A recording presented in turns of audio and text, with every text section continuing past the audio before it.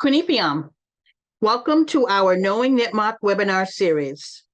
We hope that this collection of educational webinars will allow organizations to know Nipmuc better and to facilitate greater understanding between our cultures. Thank you so much for viewing. My name is Cheryl Holly. I'm the Sun Squad of the Hassanamisco Nipmuc Band, and thank you for joining us today. This webinar is a part of our Knowing Nipmuc series, which we hope will help build relationships between Nipmuc people and organizations throughout Massachusetts, Rhode Island, and Connecticut. This series is funded with a grant from the Mass Cultural Council, and I see some folks here from there. Thank you for coming. Today's presentation is Centering Relationality, Working with and for Native Communities. And this is going to be presented by Agamount Educational Initiative co-founder Indonna Spears. And she will discuss power sharing collaborations with tribal nations and the importance of centering relationality as a way to work with and for Native communities. So I'd like to say welcome to Indonna. Thank you, Cheryl. Hi, everyone. I'm so impressed by the number of folks that are willing to spend 45 minutes with us on a Thursday afternoon. Thank you so much for taking the time and joining us this afternoon. She'e and Donna Spears initiate Hashkan Hatsoho Nishla Ojibwe people, Bashish Chin Tanisani Dishiche, do Choctaw and Chickasaw people, Dishinula. Hi everyone, I'm Indonna Spears and I'm Yucca Fruit strung out in a line clan from the Navajo or Dene people. I'm an enrolled citizen of the Navajo Nation. My maternal grandfather is from the Tangled clan. I'm born for the White Earth Ojibwe people from White Earth, Minnesota. And my paternal grandfather is from the Choctaw and Chickasaw nations in Oklahoma.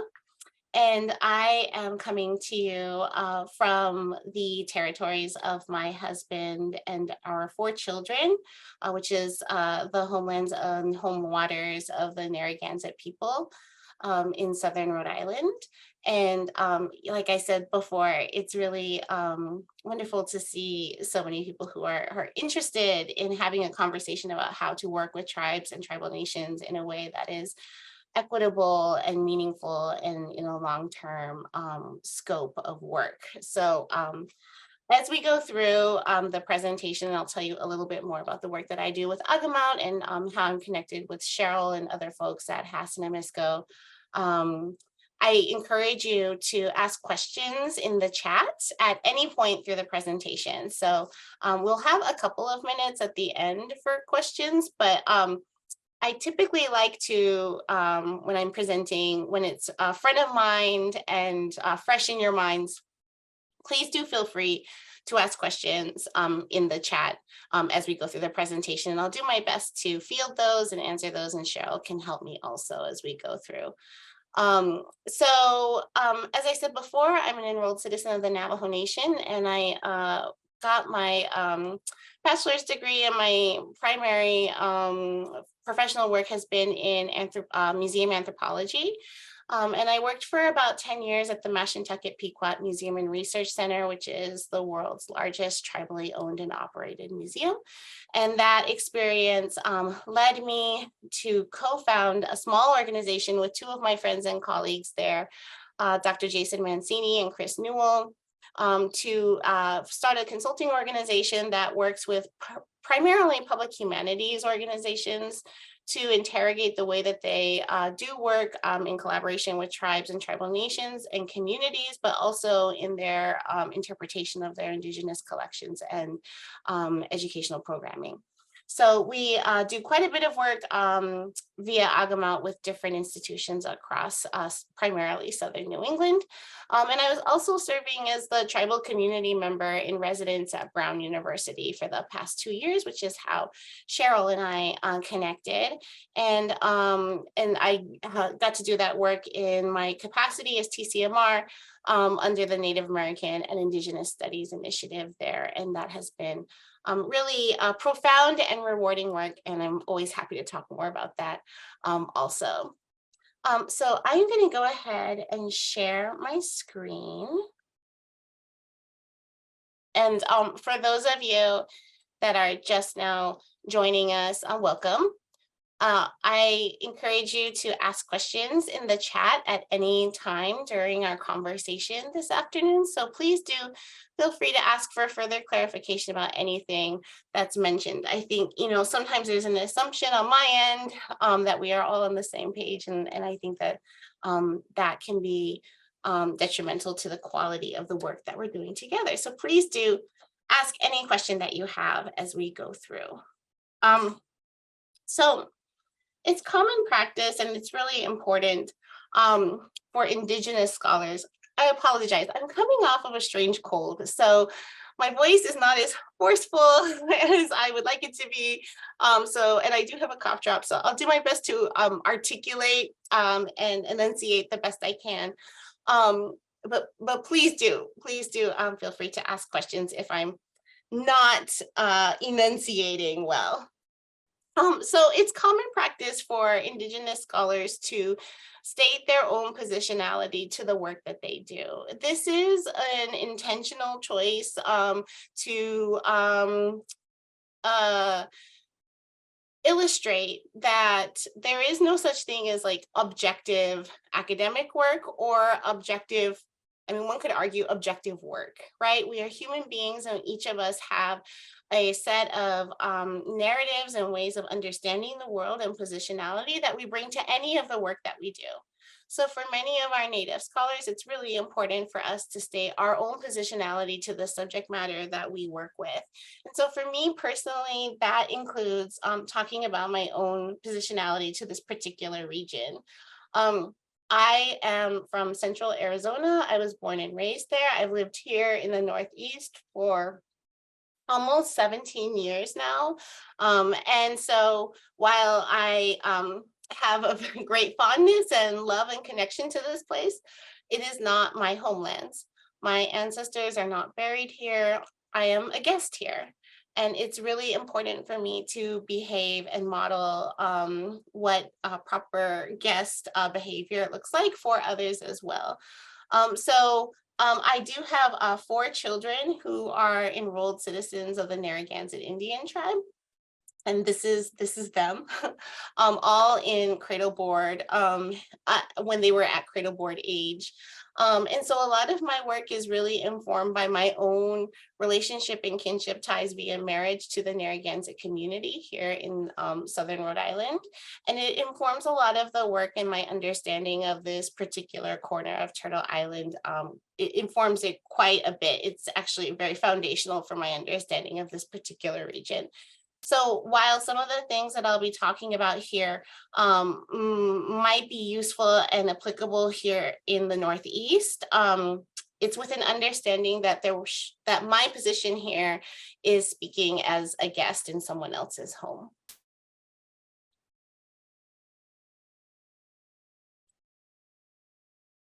I typically, and whenever Agamount is presenting, my apologies if you've been to other Agamount presentations, we typically spend quite a bit of time talking about terminology because it is so foundational to the way that we want to do this work, in the sense that you are in conversation and in collaboration with tribal people. And so you should have an understanding of the nuance that's associated with every term that we have in the English language for Native people. I don't want to stay on this particular slide too long, but I would love to touch on it a bit just in case there are questions about terminology. And I often find that this is something that people have a lot of questions about. Of course, there are so many other levels of nuance that we can go into, but I just wanted to kind of start with some very basic understandings of how we use terminology for Native people in the English language. So starting with the terms Native American and American Indian, these are umbrella terms, catch-all terms. They are applicable to the 574 federally recognized tribes and numerous state recognized tribes and descendant lineal communities that exist in the United States today. So these are the most common that you'll hear being used. However, they are kind of have fallen a bit out of fashion. And you will find that Most people, Native scholars today, and myself included, tend to use terms like Native people or Native peoples or Indigenous people or Indigenous peoples with the S. The pluralization is an indication that we are talking about hundreds of distinct ethnic groups, hundreds of distinct cultures, languages, cosmologies, histories, and understandings of the world and ways of organizing knowledge. So the S is very intentional for those that choose to use it as an indicator that we're not talking about one monolithic culture. We're talking about hundreds, if not thousands, that exist and have existed and continue to exist in the United States today. One thing that I always point out here is that a lot of my own kind of orientation to these terms was brought to the forefront when I started to have children. It really mattered very little to me what people called me in the English language, because that is always secondary to the terms and our identities that we utilize in our own languages. But when my daughter, who's our oldest child, was preparing to go to elementary school, I had to equip her with terminology that she could use to self-identify that non-Native people would have to understand. And so at that point, I kind of had to think really deeply about what kind of language I was comfortable with my children to use to self-identify to non-Native people. And thankfully, we live in Southern Rhode Island.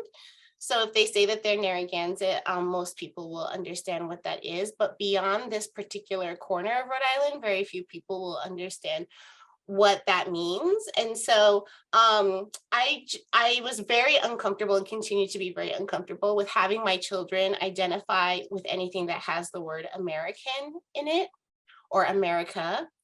And so those particular terms of Native people or Indigenous people are the ones that I use the most. It's what I model for my own children when I'm in conversation with non-Native people.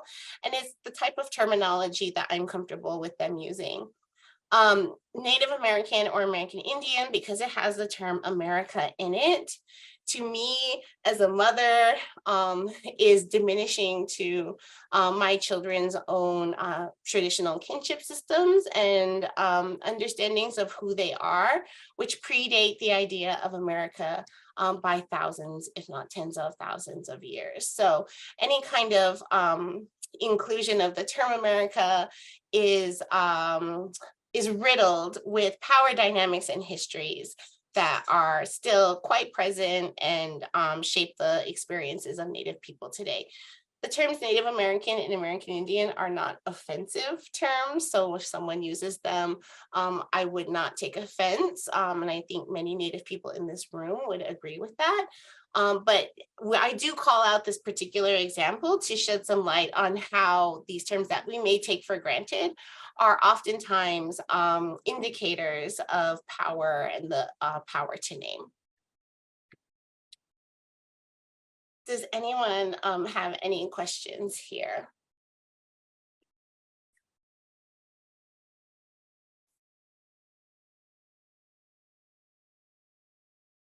All right, seeing none.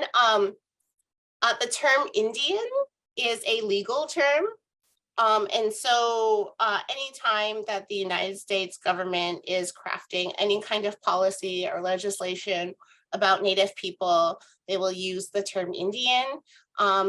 Although inaccurate, it is a term that was outlined in the Constitution and in the Declaration of Independence, and the federal government has set a precedent with its use for this particular term and has continued to use it.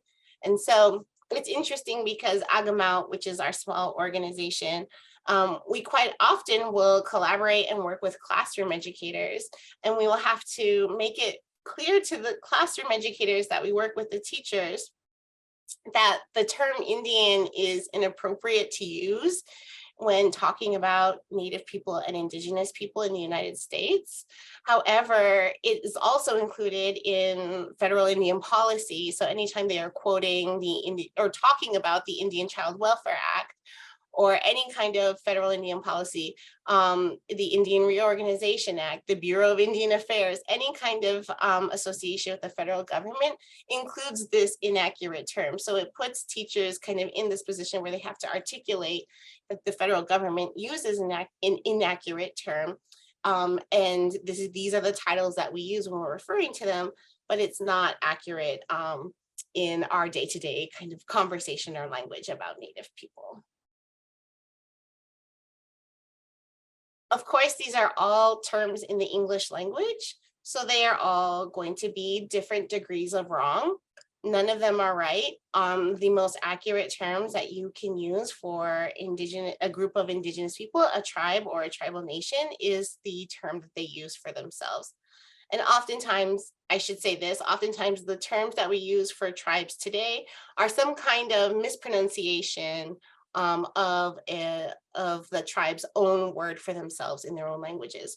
Or worse yet, their enemies' words for them in their own languages. So again, all of this is just to kind of shed light on how complicated and nuanced things like the name for a tribal nation are in our contemporary existence in the United States.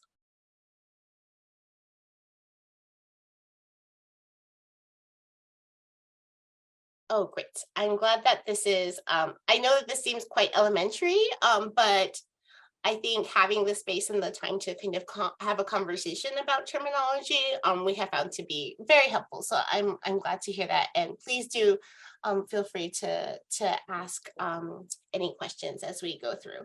So given this kind of terminology, now you'll kind of understand why I use some of the terms that I do throughout the rest of this presentation. And you can begin to think about the nuance that's implied within our terms in the English language for Native people. This particular presentation is about relationality and using relationality to understand how to work with and for Indigenous communities. I took this idea of relationality from the 5 R's of Indigenous research, which were originally 4 as set out by Kirkness and Barnhart. And then later Rastool added the 5th, which is relationships or relationality. And these are 5 particular concepts or guiding values that can be useful in any kind of work, really, but especially work with tribal communities and with Native people. Having these baked into or inherent within the work that you're doing will help make sure that there is equitable power sharing and conversations that are meaningful and relevant to Native people themselves. And we'll get a little bit more into the specifics in just a moment, but this is a framework that I have found to be particularly helpful in some of the projects that I've worked in, and I recommend reading a bit more from all 3 of these authors about the 5 R's.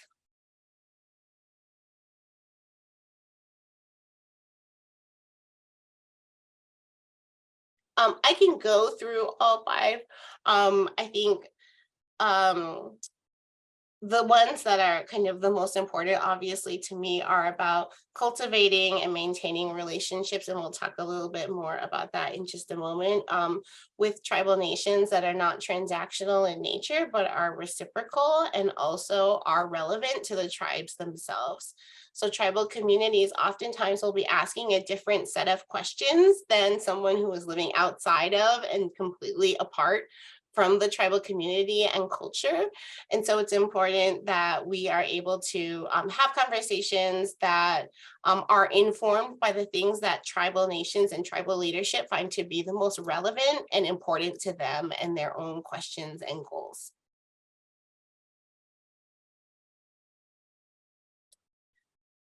So just some broad things that are helpful in kind of orienting potential work with and for tribal communities. The first is to consistently learn more.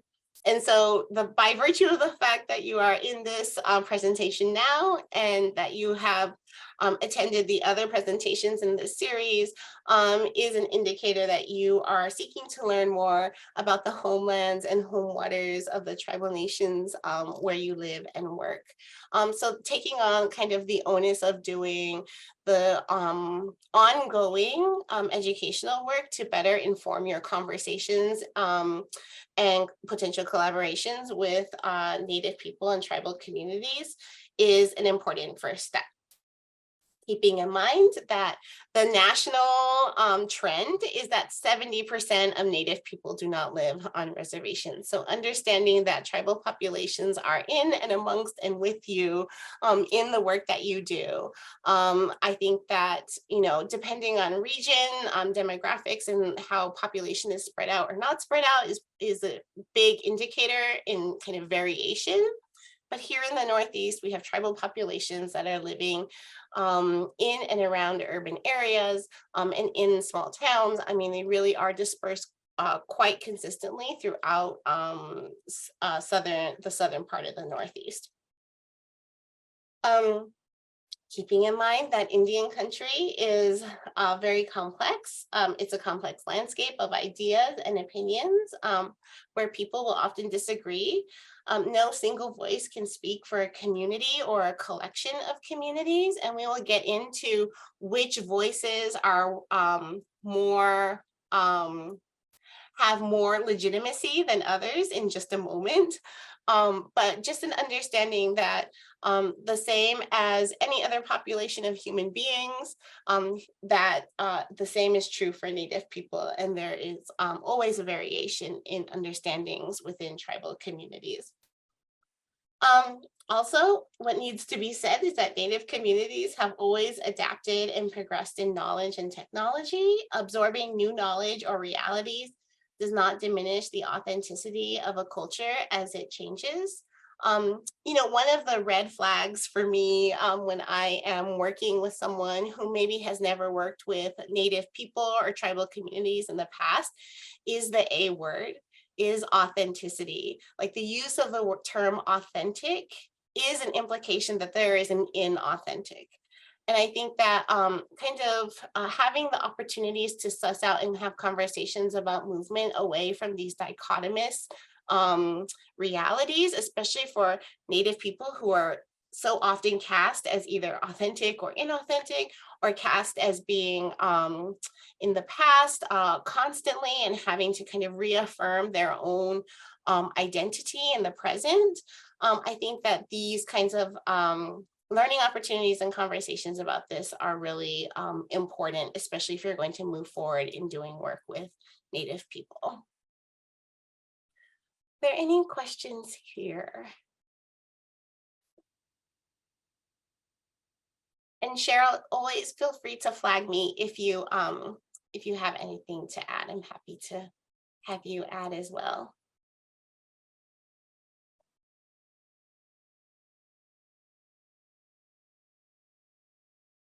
So what does centering relationality look like? It means it's potentially building meaningful relationships with tribal nations or Indigenous people. So this includes active and continued understanding of appropriate cultural and political authorities and roles within a tribal community. So familiarizing yourself with who are political leadership that is the mandated or duly elected political leadership, who are the cultural leaders within a particular community or tribal nation. Those are things that may be as simple as looking at a website, at a tribal nation's website, and seeing who is the governing leadership. Or it may be a years-long process of understanding and learning the networks of kinship that exist within tribal nations and learning who are the trusted cultural leaders within those communities. So this particular first bullet is really something that can vary from tribe to tribe, but it requires the time and the consistent work to understand who leaders are, especially those that are condoned by the tribal communities themselves. Yes, Cheryl. So I did want to say that here in Massachusetts, we tend to recommend that organizations that are new to working with Indigenous communities contact the Massachusetts Commission on Indian Affairs to find out who it is they should speak to. Because many times we see that people are representing NITMK and we don't know anything about it, and they've, initiated protests and stuff like that. And, we as a community, we don't know anything about it. We don't want to take responsibility for people that are not part of our tribe. So we recommend that you go to the Massachusetts Commission on Indian Affairs and ask them who it is that you should speak to. And then one more, this initiating relationship prior to a project is outlined and defined. So that happens a lot to us. People have, they're meeting their diversity, equity, inclusion goals, and they have this great project that they want to do, and they want us to do it too. And it may not be what we want. It may not be what's best for our community. It may not even be something in our timeline that we have the capacity to help with. And sometimes organizations get kind of upset about that, and then they'll just go on to somebody else as long as they can check that box. And I think that those DEI box were not really meant to just be some sort of transactional thing. I think that you're really meant to work those things, to work diversity, to work equity, to work inclusion. And that does not include taking what you want and trying to force it on another group of people. So that's just my 2 cents. Thank you. No, thank you, Cheryl. Yes, that goes back to the relevancy, right? I mean, things that you imagine to be relevant to a tribal community does not mean that they are. And so seeking out that input, even before you have a project idea, is really important. Seeking out how to start relationships without a transaction in mind is important as well.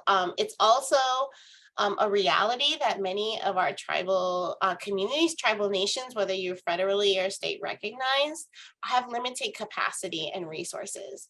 And so understanding that sometimes a potential collaboration may have to wait years, and being able to have the flexibility to adjust those timelines to fit the needs of the tribal community as opposed to your own organization are really important, like pragmatic things that you can communicate to your leadership and across your organization as potential best practices. Understanding that anytime you are collaborating with a tribal citizen who is a community recognized political or cultural leader has a particular expertise in a particular field, and you would want to compensate them adequately for their time and their expertise the same way you would any other academic scholar. Also having an understanding of what we're talking about, power is the invisible element within many of these conversations that we're having. And so understanding the power dynamics of what it means to have meetings only in one particular place, and not being willing to move into, when invited in, to Indigenous spaces to do that work, also are really meaningful and important shifts that can help to strengthen collaborative ties.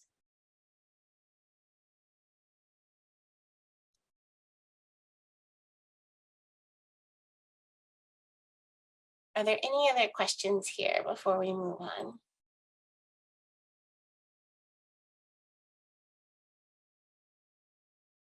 So it's really important to understand the roles within tribal communities that exist, and understanding who is doing what and when and where and how can be really helpful in your strategic outreach to work with tribal communities, and can heavily influence your, like we said before, your timelines around potential collaborations.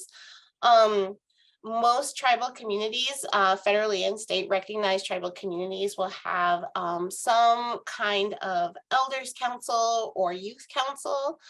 These are usually parts of a tribal community that are highly respected because of their particular perspective and understandings in life. And so these are really important touch points within the communities to be aware of. Understanding that anything having to do with history and place can be officially conferred with a tribal historic preservation office or officer. Also, many of our tribal nations here in the Northeast will have tribally owned and operated cultural centers or potential archives. And that is also another important touch point. Understanding the political landscape of tribal nations in the Northeast is, I would say, it's integral to the work that you're doing to inform yourself on who are the duly elected governing officials within a tribal nation, understanding what their political governance structures look like. So oftentimes there is kind of a executive branch of sorts. Sorry to put it in these terms, it's very diminishing because of a history of the United States imposing United States style governance on tribal nations. So I am using terminology that is problematic to its core, but is one that helps many people understand how tribal governments are required to function in the present day. Oftentimes there is some sort of a chairperson, a president, a governor, a chief sachem, a sunsqua, some kind of elected official who has a particular avenue of political power within the tribal nation. They often seek counsel and work in partnership with a legislative style group, often referred to as tribal council. Although every tribe has its own terminology that it uses for each of these. Some tribes don't have a tribal council, they have trustees. So it really is up to you to learn the terminology that is specific to each tribal nation because it varies from one to another. So I would encourage you to learn about the election cycles and the electoral process of the tribal nations around you because they are ongoing and can also affect the interest of potential collaboration. There are also community groups, organizations, institutes that are made up of tribal citizens. So they're not under the umbrella of the tribal governments. They're not a tribally owned and operated organization, but they are made up of citizens of a tribe that operate not for profits. They operate museums, they operate consulting organizations like my own, which are not under the umbrella of the governing of a particular governing tribal nation, but are owned and operated by tribal citizens themselves. Understand that there is a distinct nature of a governmental or bureaucratic part of being a Native person in the United States today that is heavily tied to the systems of governance, both within our tribal nations, but also in our own relationships with the state and federal government. So there's kind of a bureaucratic element to Indigenous experiences in the United States. And there is a cultural aspect as well, one that predates the governmental and bureaucratic experiences of Native people that are grounded in place and relational ties to our plant and animal relatives, and that are older, and I would argue more sustainable and better than the governance and bureaucratic portions of our lived experiences. So just understanding that these two kind of function sometimes counter to one another, sometimes with one another. They can be very distinct and they can be overlapping. Does that make sense? Okay, I'm gonna make sure that I can give you an example. Let me cough and take a sip of water. Hold on just a moment, and I will give you an example of kind of these two overlapping but distinct experiences. Hold on just a moment.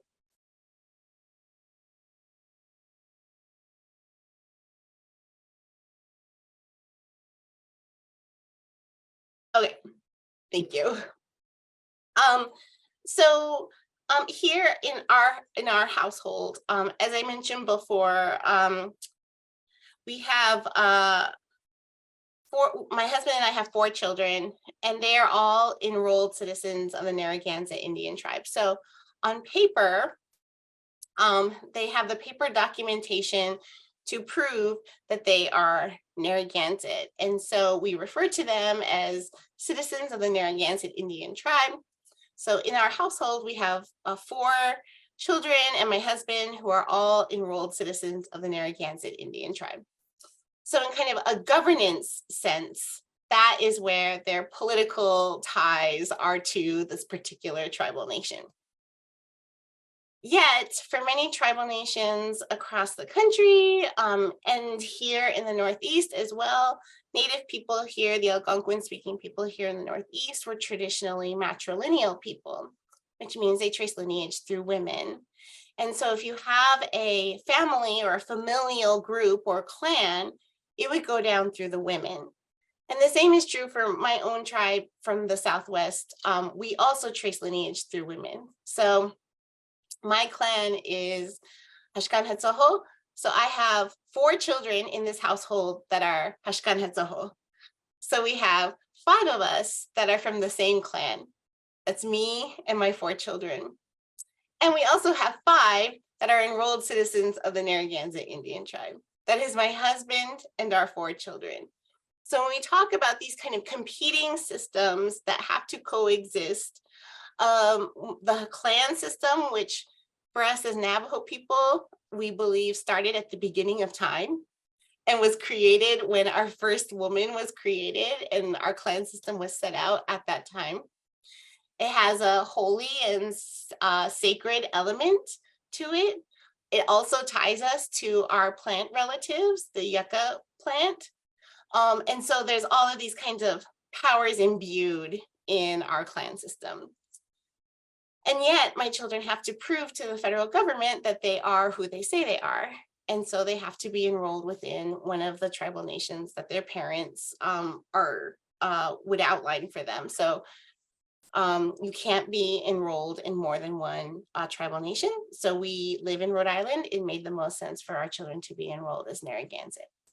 So there is these distinct parts of the experiences of many Native people that include systems that were started at the beginning of time around kinship, and others that require a paper trail and a bureaucratic element to prove who we are. So I use that example quite often to show that there is this understanding of kind of distinct ways of tracing lineage and identity. Do any of you have any questions here? I do. Thank you so much. You mentioned the term clan. Is that also a government structure? Thank you for asking that. No, absolutely not. So the federal government, and including even the Navajo Nation, so even our tribal nation, does not have any interest or does not really have any interest in tracking what clan people are. The clan system and the clan systems that Native people utilize today are predate colonization and predate contact with with Europeans. So these are thousands, if not tens of thousands of years old lineage systems that exist that tribal people still adhere to varying degrees in different parts of the country. So I use that particular example to show that we have kinship systems that are older than tribal enrollment, if that makes any sense. Makes total sense. Thank you. Thanks. Thank you. So we are almost at time. I timed myself earlier to make sure we would sit right at about 45 minutes, but we do have some time for any other questions about anything I presented here. I'd be happy to answer questions. And I know Cheryl also having her knowledge in the room and other Native people to also comment and be happy to answer questions. And thank you so much for your attention.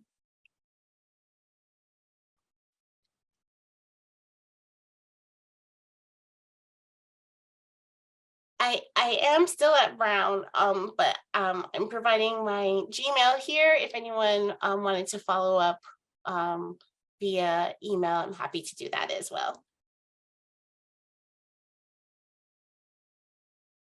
I have a question. I'm just wondering if anyone, if any of the folks from organizations here have tried to establish relationships with tribes in the Northeast, or let's just say Southern New England, and did it go well, or if you can say that?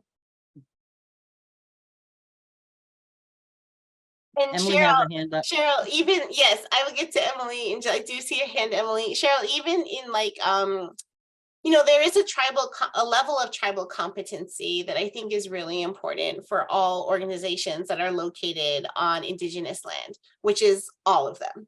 So I think that, you know, a baseline tribal competency of understanding, you know, what we mean by some of the terminology we talked about here, but also even myself, I'm learning how to also not use these colonial terms like New England.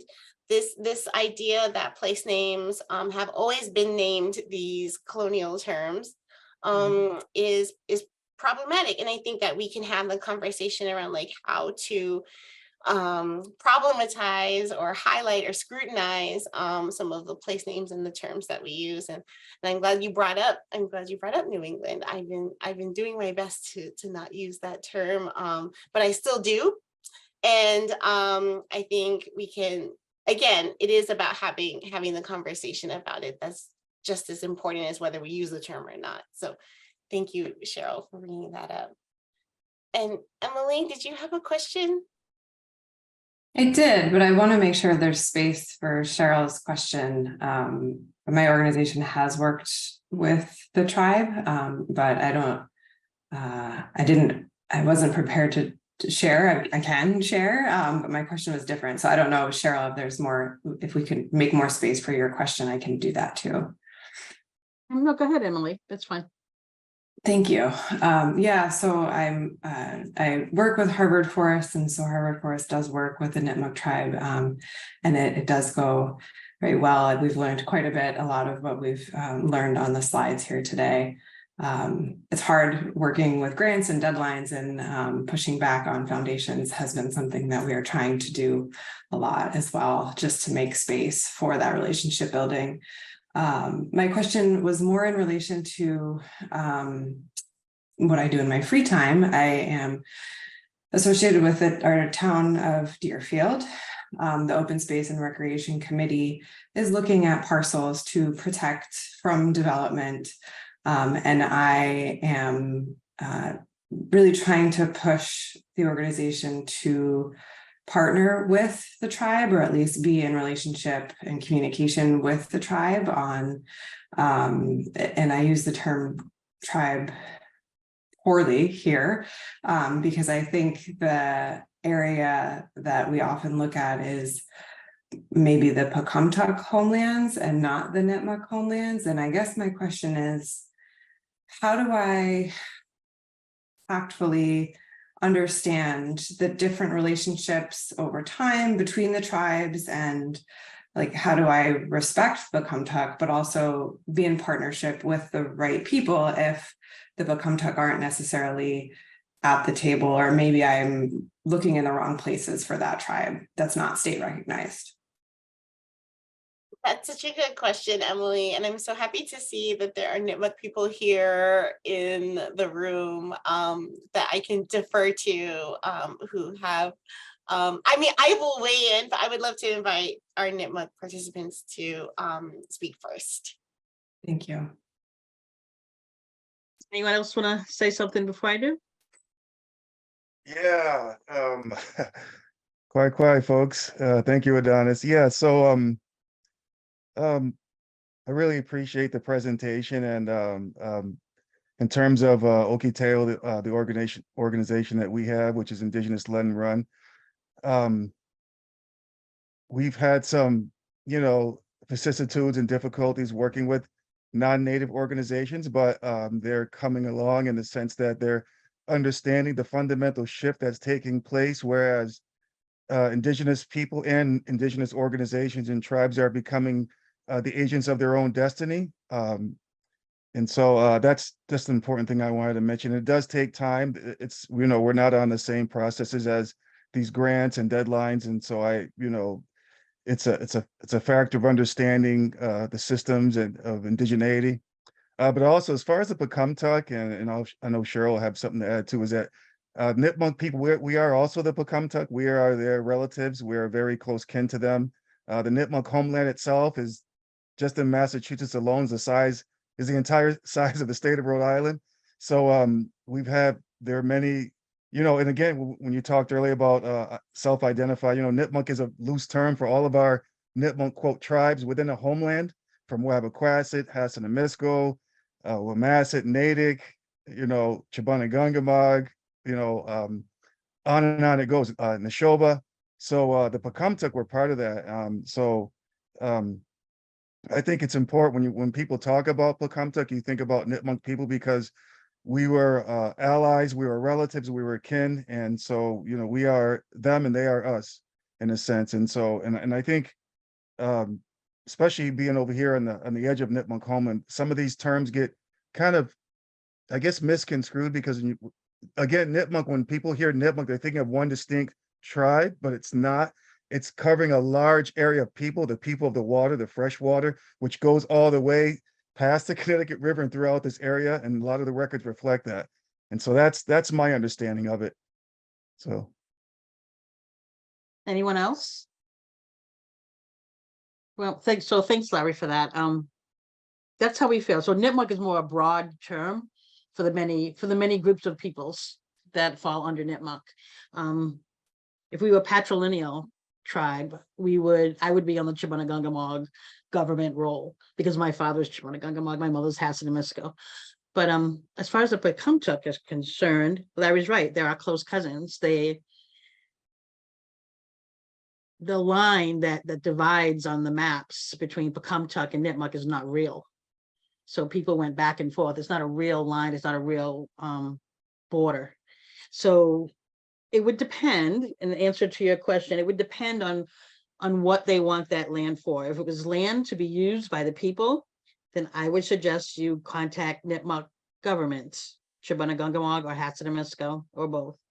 If it's land that they just want partners to conserve, and our people wouldn't be able to use it except maybe like a cultural easement or something like that. If it's not something that's for the people, the Nipmuc people broadly, then I would say that there are several Nipmuc organizations that could help you with that. The Nipmuc, was it Nipmuc Cultural Preservation? I never get that right. NCP?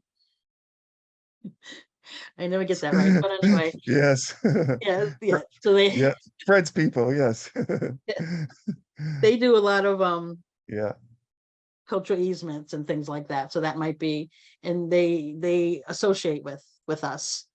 There are people who have their own organizations and businesses who don't associate with us in any way, and just sort of out there doing their own thing, but they don't represent Nipmuc people. So I guess that's what I'm trying to say, very poorly, is that it depends upon the intent of the Deerfield folks and how to proceed. Thank you. So it sounds like if there's like an intent to promote or share use, like traditional uses, the Nipmuc Indian Development Council, NDIC, is a good organization to reach out to. Otherwise, is it just the tribal council? Yeah, so Nipmuc Indian Development Corporation is owned by Hassanamisco. It's a nonprofit, and we usually use that to hold land. So you can reach out to them or to the either tribal council or NCP. It depends on what it is that they want. And then another thing here, I'm looking at Leslie's comment about how she's been slowly working to build trust, and that's like, for me, that is the most important thing. So we have a saying when we work at organizations that we want to build our relationship at the speed of trust. Mm-hmm. You know what I'm saying? It's not just get your programs out there, get it all done, and then you never talk to us again for the next 15 years. We want to build those relationships at the speed of trust, because it might sound terrible, but we don't trust y'all. We just don't. You just been bashed over the head too many times. So we want to take our time. And so thank you, Leslie, for putting that comment in. If I could just add one more thing, I think that, you know, in terms of when you think about whether it's my organization, Okiteo, or other, like we have rematriation, we have the Nipmuc Farm School, and I want this to go to like organizations who are looking to support tribal communities, and so it all comes back to the tribe itself, right? The tribal government to the people. So we're here to support the tribe. They're here to support the tribe. The Nipmuc preservation is to support the tribe, because, you know, we wanted, like, I've been an artist my entire adult life, you know, and going here and there. And so without a place to go to, without a place to lay my head down, a community, all that stuff that I'm doing, the singing and drumming for white people, what does it mean, right? So I need a home, I need a community to support me, to uplift me. So that's the purpose of having all this, to uplift those people coming out of the community. So when they go back, they have a home, they have a safe space. And so we're kind of like the satellite around that, providing that, you know, in terms of the center, the nucleus is the tribe, the tribal government. And so that's where it needs to kind of go back to. And I think that was important. We heard Adonis talk about organizations putting together these beautiful crafted programs that they want us to do, and then we say, oh no, that's not going to work for us. That's not what we need. This is what we need. And then suddenly they're, oh my God, what do we do now? And yes, you know, it's about putting Indigenous people in the driver's seat and centering their voices to do what they need to do to support those governing communities that are trying to, you know, lead us into a better place. Thank you both. Yes, Cassie, Tabatne, thank you, Larry and Cheryl. I think one thing for me as an outsider to this particular region, but a Native person from another part of the continent, I think in this particular area in the Northeast, there's this tendency to not want to recognize the contemporary tribal governments that exist here, because it is this kind of devotion to a static map. And Emily, I love to see like your decolonial map in the background. Like a map is oftentimes quite static, and it records a particular kind of dynamic at a particular moment in time, and does not reflect kind of the complexity of kinship that both Cheryl and Larry talked about, in terms of how, especially here in the Northeast, tribal communities are interrelated with one another and understand their own ties to a particular space. So I think kind of taking all of that into account and understanding that our contemporary accountability and responsibility is to the tribal governments that exist here today, which also include, because of the landscape of violence and dispossession here in the Northeast, also include the descendants of some of these groups that do not have political governing entities in 2023.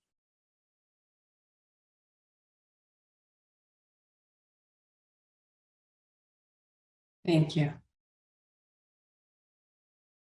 We welcome any other questions. before we close?